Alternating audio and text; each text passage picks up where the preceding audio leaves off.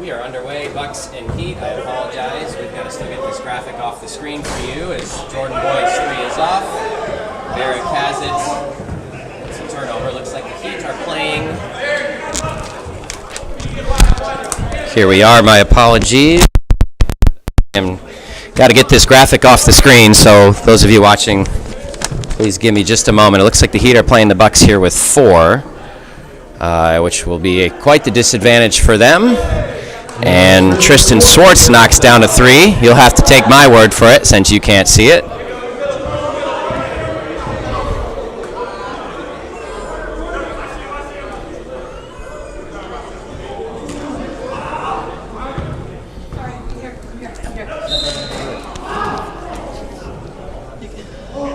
That's what I hit. It's alright. I can show you.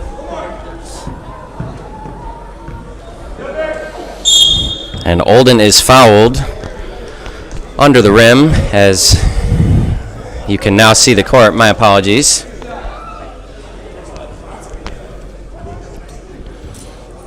Bucks come into this game. They are 7-1, and the Warriors won a nail-biter over the Lakers in overtime to improve to 8-1, as Olden's first free throw is off, which means the Bucks are a half game back of the Warriors. A win here will keep them on pace for that showdown, Game 66 against the Warriors, which would potentially be a winner-take-all for the number 1 seed.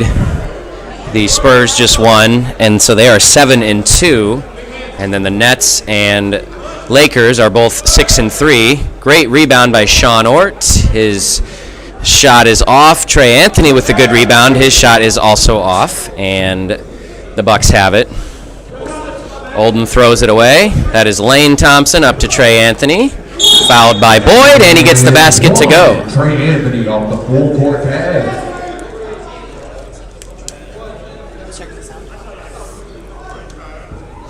Heat come into the game with a record of 1-7, so they're on the opposite side of the standings. Their win over the Hornets and a variety of different types of losses throughout the year. A couple of tough, heartbreaking losses, a couple where they struggled down the stretch. I think the hardest thing, by my estimation, for the Heat has just been, and this is an example of it, got 4 guys here in a roster of 9, as Cam Davis is good from 3, and he answers Trey Anthony's three-point play back with a 3 of his own. It's just hard to compete with not your full roster here, and that shot goes over the backboard. I don't know if Swartz blocked it or not. I couldn't tell. But no Blake Graham on the season, as Olden is off on the layup. Him and Ort fighting for it. Ort's out of bounds. That's a tough break for the Heat. The Bucks will come away with it. And they haven't had Blake Graham at all this season. Today they do not have Wyatt Thompson. And that layup is good to go. 9-3 Bucks. No Cortez Baines, no Darian Bosby. Jaheim Porter is suspended for today's action, and no Keyshawn Williams. So 4 here, 5 are not, which is tough enough. And Olden's layup is good.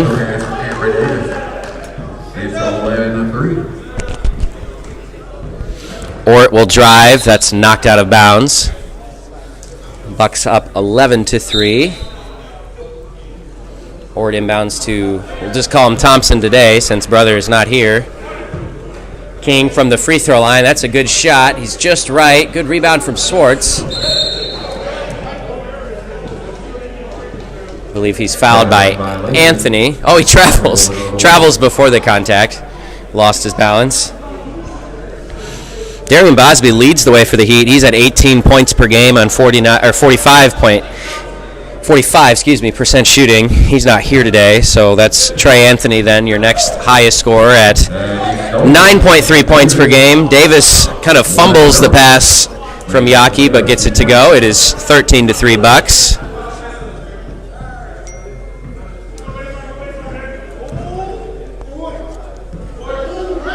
That shot's off. Everyone runs away except Thompson, who says, I'll take that board. Anthony back to Thompson. Good job avoiding the contact and getting the shot to go. The former Alabama Crimson Tide member in the K1 March Madness tournament last year. 13-5 Bucks. Swartz hits another three. So again, the Heat have no bench today. It'll be interesting to see with the Bucks. They've got Landon Flederer coming off the bench. He's a dynamic point guard that they hope is the final piece to potentially a deep run in the playoffs, something the Bucks have not really done. They once made the Final Four in the league's second season, but have yet to get back since. That ball's going to stay with the Bucks, and it's a line change. Everyone comes out but Barrick Olden, so it's Zach Olson, Camden Figgins, Caleb Johnson, and the aforementioned Flederer. Imagine Landon's going to run some point for this team, and have some high hopes for him.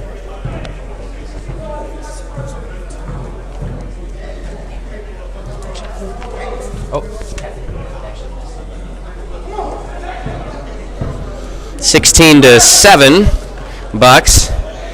Figgins to Johnson, into Olson. Finds Landon in the corner. His three is off. Johnson says, I don't get many offensive rebounds. I'll get one for myself.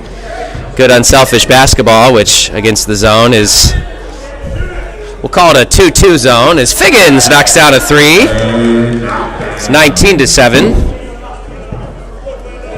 Bucks with 11 players on their roster. No Ben Green today or Evan Johnson.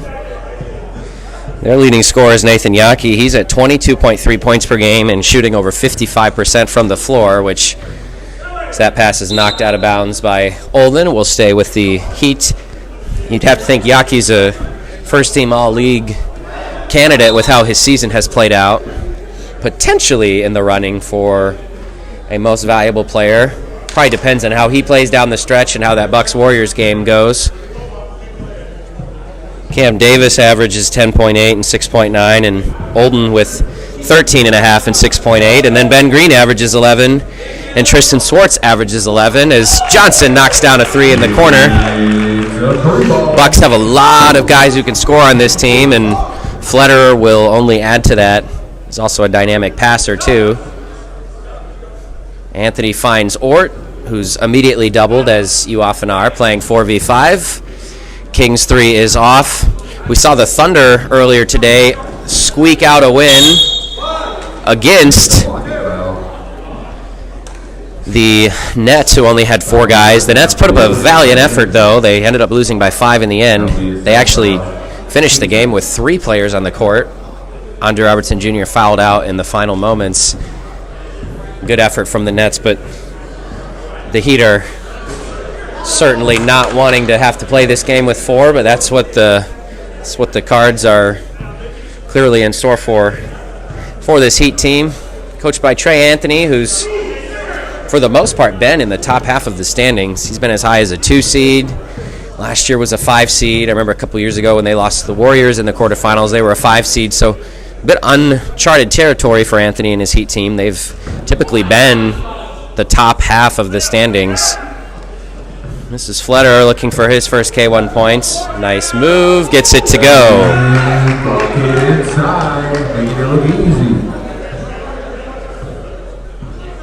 He's guarding Ort, he takes it away and hits it up to Figgins.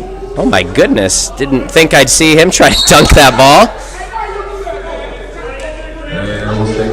And he's going to get a little bit of flack for that from the crowd down below. 24-7, kind of a football score. Zach Olson knocks down a three. Timeout Heat. 27-7 Bucks. We'll be back in about a minute.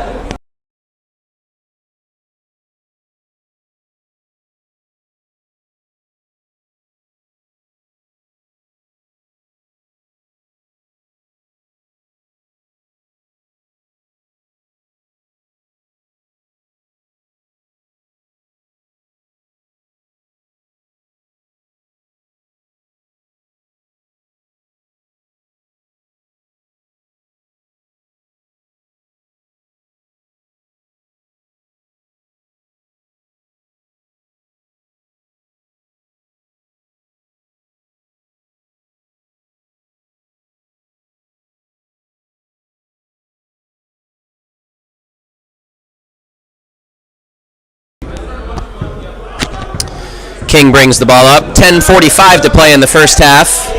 He's fouled and gets it to go. What a great move from King. I believe Olsen with the contact. And Swartz will come get him. In some ways, probably a weird game to play if you're the Bucks. Although I think the key is you got a full roster here. You want to move the ball. You want to stay in rhythm. You want to get shots up. And you want to play hard. You know these Heat guys will play hard.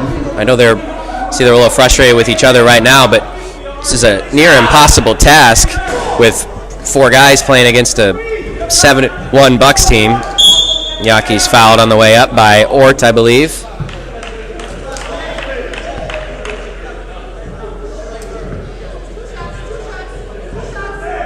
Yaki will look for his first points.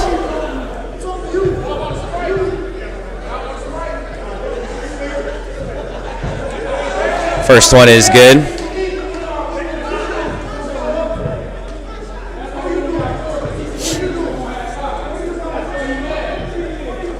Yaki connects on a pair, 29-9. Some fun updates to the standings to bring your way here momentarily as kind of recap today's action. Ort with a good pass inside to Thompson, who's mugged by Davis. He felt like he was fouled. Behind the back to Flederer, over to Swartz, who throws it away. That could have been stolen by 3 of the 4 Heat players. King, what a nice move. Oh, can't get it to go as he torpedoed his way into the lane. And King's second one is off. And somehow the Heat come away with another offensive rebound. Thompson, nice move. He can't get it to go. His second attempt and 4th layup by the Heat of the possession finally converts. It's 29-12. Davis in the corner for 3. That is no good. Of course, Davis and Yaki played with this Heat team last year, and they put together a impressive run down the stretch, especially second half of the season. Sort of streaked their way into the 5 seed, took down the Nets towards the end of the year, and had a tough loss against the 4-seeded Celtics in the quarterfinals. And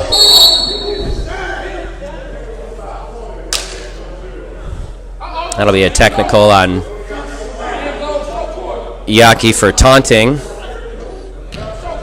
Technical foul assessed to 0-0 Nathan Yaki. Looks like Sean Ort is had enough. He's out of here. So the Heat are going to play with 3. That's a tough way to end the day. He just left. Looks like it.